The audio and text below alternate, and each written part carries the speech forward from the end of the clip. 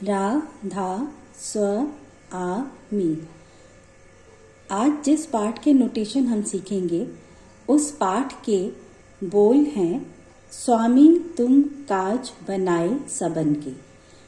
पाठ के नोटेशन शुरू करने से पहले इसके नोटेशंस को हम देख लें कि इसमें लोअर ऑक्टेव में जो नोट्स आए हैं वो कौन से हैं, उनको वेस्टर्न नोटेशन और हमारी हिंदुस्तानी पद्धति के सुरों में कौन से सुर हमने लगाए हैं।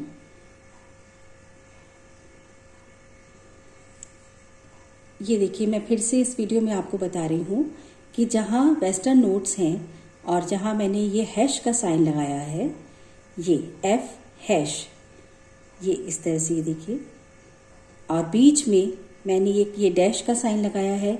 ये दो नोट्स के बीच में जहाँ जहाँ आपको ये डैश की लाइन दिखेगी उसका मतलब है कि सुर को हमने थोड़ा सा स्ट्रेच किया है गाते समय और बजाते समय, प्ले करते समय।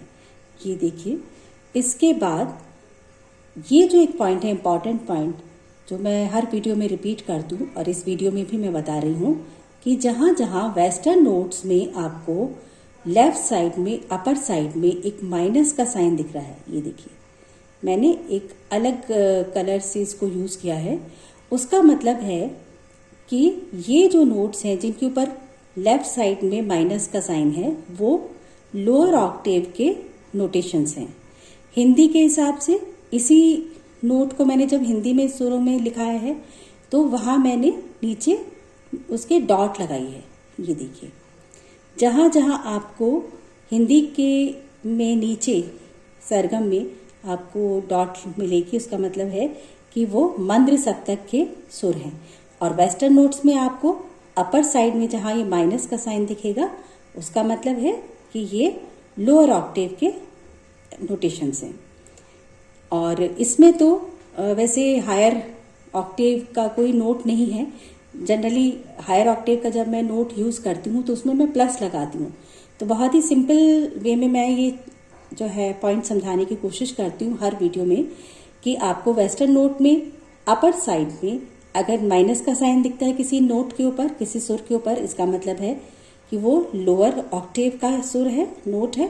और अगर आपको प्लस का साइन दिखता है तो इसका मतलब है कि वो हायर ऑक्टेव है। और जहाँ कोई भी साइन यानी माइनस या प्लस का नहीं है, इसका मतलब वो सारे नोटेशंस जो हैं, सारे सुर, वेस्टर्न नोट की बात कर रही हूँ, वो सारे सुर मिडिल ऑक्टेव के हैं। सेम यही पॉइंट हिंदी के हिसाब से देखिए कि मैंने, देखिए, ये हिंदी में जहाँ मैंने हिंदी की सरगम लिखी है वहाँ पर मैंने बीच में यहाँ पे डैश लगाया है। इसका मतलब है कि प्ले करते समय और सिंगिंग करते समय मैंने माँ को थोड़ा सा स्ट्रेच किया है, उसके बाद मैंने ये अवग्रह का साइन लगाया है। अब देखिए, सेम ये मैंने मंद्र सप्तक के सुर लिए हैं, उसके नीचे मैंने डॉट लगाई है, यानी कि ये मंद्र सप्तक के सुर हैं। और अगर कभी तार सप्तक या तीव्र सप्तक के सुर आते हैं सरगम में तो उसके ऊपर डॉट आएगी। तो अगर कभी आपको नोटेशंस में हिंदी सरगम में ऊपर डॉट लगी हुई दिखे तो आप समझ जाएं कि ये तार सप्तक या तीव्र सप्तक के सुर हैं। तो जहाँ जहाँ मैंने कई जगह इसमें जो है लोअर ऑक्टेव या मंद्र सप्तक के सुर आए हैं वहाँ सब जगह लेफ्ट में मैंने दूसरे एक शेड से, कलर से माइनस का साइन लगाया है। तो वहाँ आप समझ जाइएगा। एक डिफरेंस है जो समझाना ज़रूरी है कि देखिए, दो सुरों के, दो नोटेशन के बीच में अगर आपको ये डैश की लाइन दिखती है तो ये अवग्रह है। और अगर किसी सुर में, किसी नोट में लेफ्ट साइड में ऊपर ये माइनस या डैश का साइन दिखता है तो वो माइनस का साइन है, यानी वो लोअर ऑक्टेव को शो कर रहा है। तो ये डिफरेंस का ध्यान रखिएगा आप लोग जब प्ले करें या नोटेशंस को देखें कि जो डैश का साइन है या माइनस का साइन है वो लेफ्ट साइड में, अपर साइड में है या इस तरह से ये बीच में है, दो सुरों के बीच में, क्योंकि ये दोनों चीज़ें, दोनों जो हैं साइन, इनका अलग अलग मतलब है। ये अवग्रह है और ये लोअर ऑक्टेव को शो करने के लिए माइनस का साइन लगाया हुआ है। बाकी मैंने कोशिश की है कि वेस्टर्न नोट और हिंदी सरगम के वो बहुत अच्छे से मैं आप लोगों को एक्सप्लेन कर पाऊँ गाते समय भी और प्ले करते समय भी। तो चलिए शुरू करते हैं आज का पाठ, स्वामी तुम काज बनाए सबन की।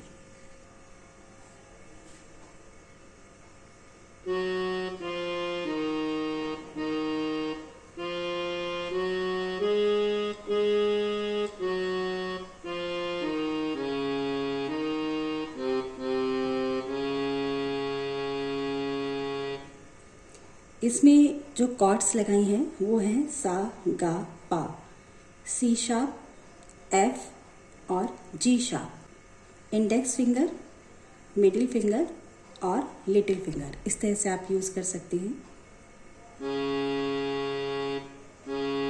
सी शार्प, एफ और जी शार्प, ये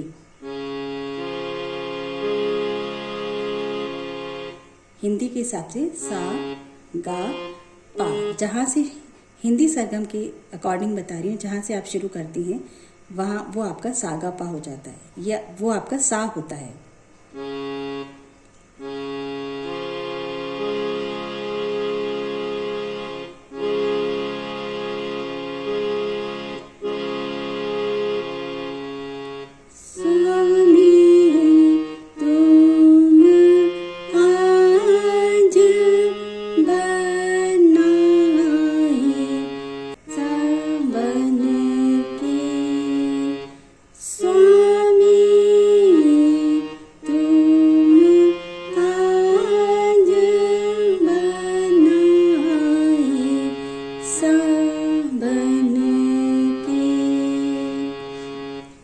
इसकी ये इस तरह से जो है पाठ चलेगा।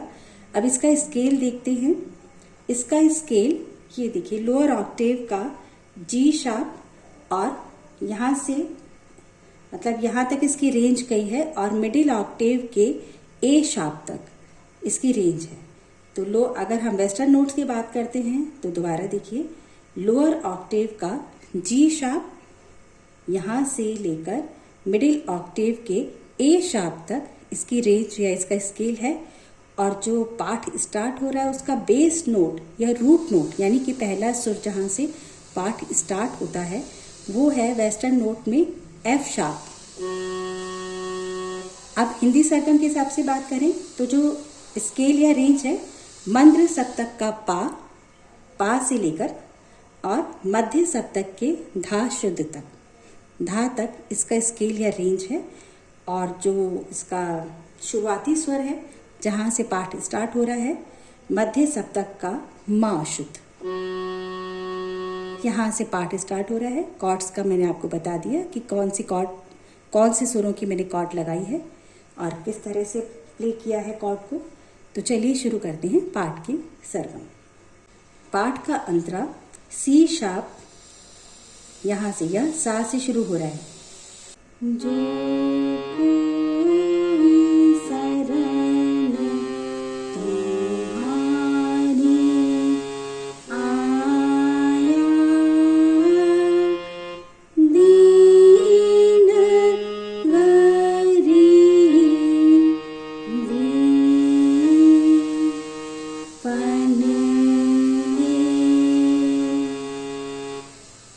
सभी भार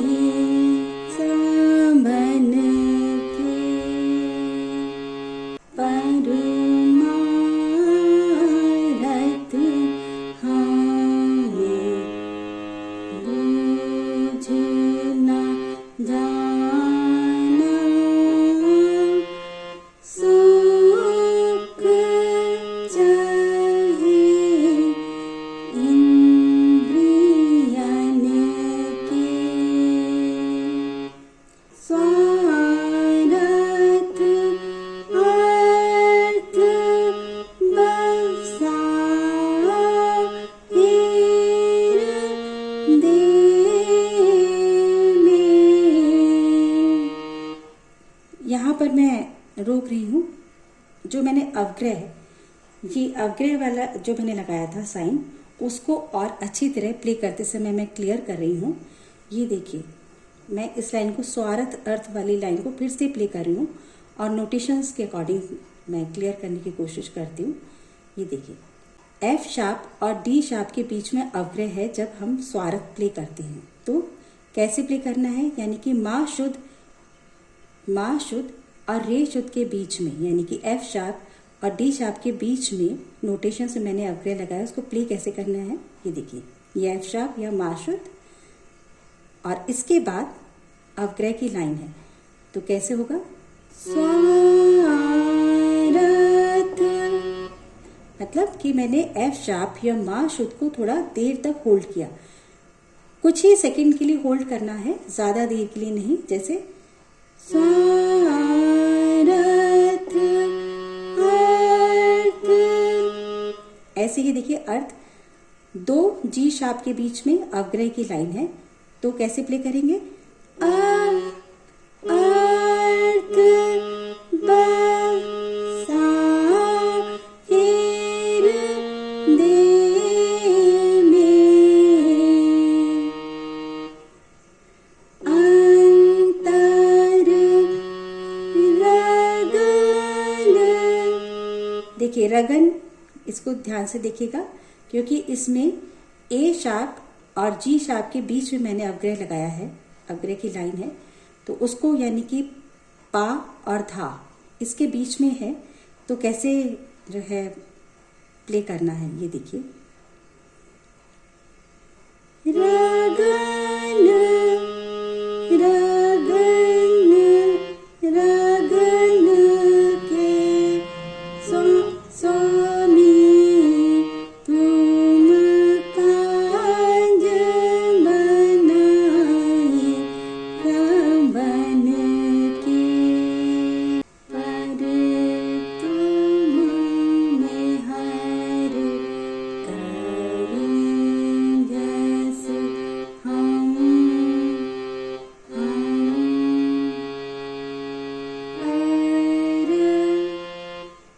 न्यारी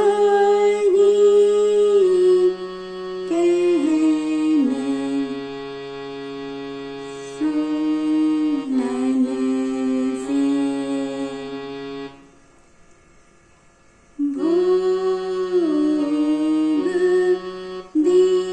भोग दिए और जोग भी दीना,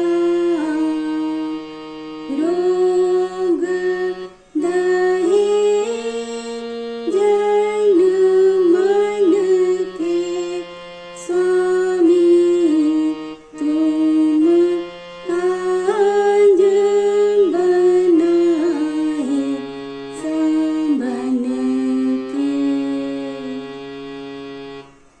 सभी वासना मन की पूजाई मेहर से अन और धन दे, मोह